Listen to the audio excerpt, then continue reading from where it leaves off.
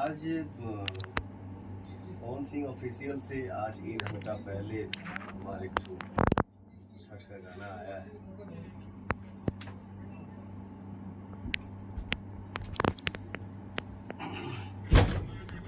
क्या करिएगा, इतना ना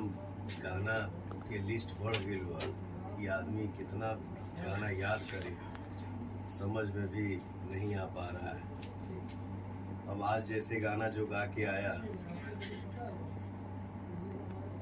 भाव तो सब याद है बट एक एक वर्ड याद नहीं आ पा रहा है, क्योंकि आज ही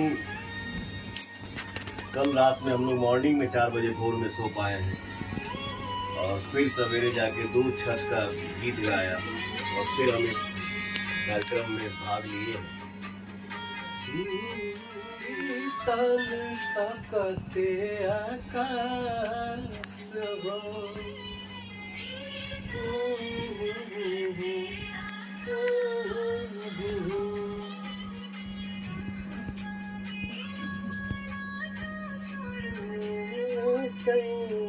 हो